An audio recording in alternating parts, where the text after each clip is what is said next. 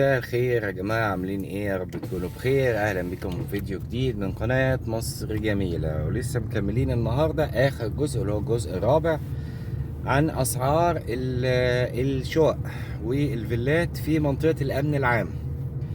احنا اتكلمنا المرة اللي فاتت يا جماعة عن فردوس الجيش واسعارها، والفردوس الشرطة والامن العام. ده ان شاء الله هيبقى الجزء الاخير بالنسبه لمنطقه الامن العام عموما، وان شاء الله من بكره هتبقى او الفيديوهات الجديده هيكون عن مناطق جديده واسعار جديده. لكن لو اول مره تتفرج علينا بس تشترك في القناه وتعمل لايك، عشان ما بتكونش جوله سياحيه وبس، بحاول كمان ان انا اساعد الناس انها تشوف برضو الاسعار والاماكن اللي ممكن ان انا برشحها خصوصا عن تجربه او اعرف معلومات كتير عنها يا جماعه.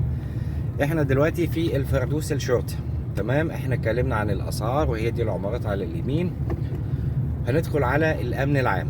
الامن العام يا جماعه منطقه هاديه جدا، منطقه فعلا تحب تسكن فيها، بس عايزه يكون في مقدره ماديه. يعني لو اي حد بيتفرج على الفيديو ده من بره مصر في الخليج، احب اقوله ده منطقه فيلات. منطقه الفيلات بتتقسم، بتبقى فيه فيلات برايفت، وبتبقى فيه واجهة فيلل ومتقسمة شقق، متقسمة شقق فيها، بس الواجهة الخارجية بتبقى فيلات يا جماعة.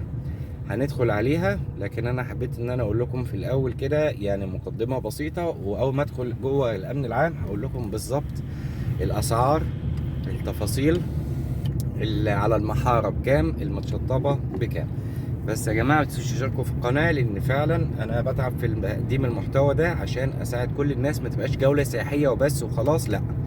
بحاول ان انا اقدم فيها اسعار للشقق وللفيلات، والناس اللي عايزه تتنقل، ولا الناس اللي مثلا ممكن تبقى بره مصر فمش عارفه تفاصيل، فبحاول قدرا كان ان انا اقدم لها الصوره تكون قريبه منهم. واي استفسارات يا جماعه انا بجاوب سؤال بسؤال في التعليقات، وبسيب رقم تليفوني كمان اللي عايز يتواصل معايا على الواتساب بسيبه برضو، ان بحاول ان انا اساعد الناس كمان.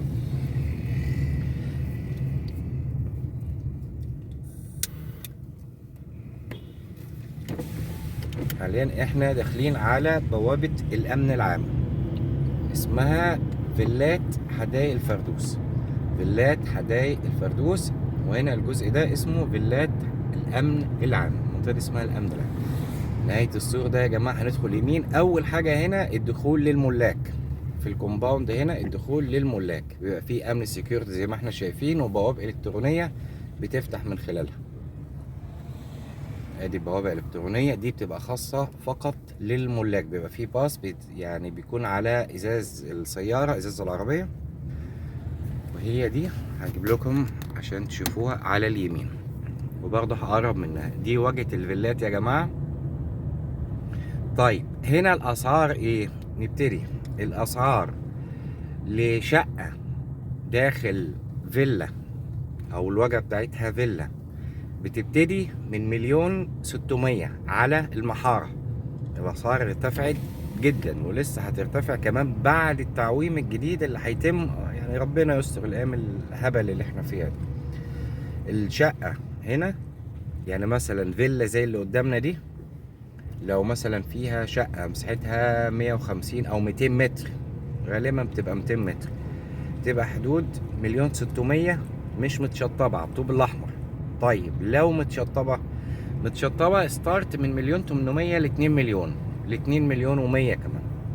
لكن اللي عنده مقدرة مادية يكلمني وانا اوفر له. هنا حاجات، هنا المكان هادي بيتميز بالاماكن الخضراء كتير، بوابات في كل حتة، يعني اي حد يبقى مطمن على ولاده واسرته انه منزله بامان. ودلوقتي على فكرة الساعة 2، يعني بصور الفيديو ده الساعة 2، الهدوء والامان ده عنوانها. يعني ده لشكل في هنا مثلا دي عمارة اهي اللي من بعد العربية اللي عند العربية التويوتا هنا يا جماعة، اللي هي دي بتبقى زي كده. ممكن مثلا هي حاجة مش متشطبة دور أرضي أو دور أول في حدود 1,600,000. يعني دي على سبيل المثال إن أنا شفتها بالصدفة، تبقى مش متشطبة. التشطيب من 1,800,000 وأنت طالع. فاللي حابب ان هو مثلا عايز يشتري في المكان ده، انا عندي خبرة كويسة فيه، اقدر اوفر له بدل حاجة كتير. ده بالنسبة لفيلات الامن العام. فيديوهاتنا التانية اللي هي بتناسب برضو الناس عايزة حاجات ما تكونش غالية، عايزة حاجات ما تكونش مرتفعة، برضو بوفرها لهم في الفيديوهات اللي جاية بإذن الله. هنشوف كده ايه حاجات تانية بأسعار مختلفة، يعني تكون أقل برضو من كده. لكن هي دي الواجهة العامة، يعني هدوء. فاللي حابب يتواصل معي على الواتساب يكلمني وانا اوفر له بإذن الله حاجات. متنسوش يا جماعة تشتركوا في القناة.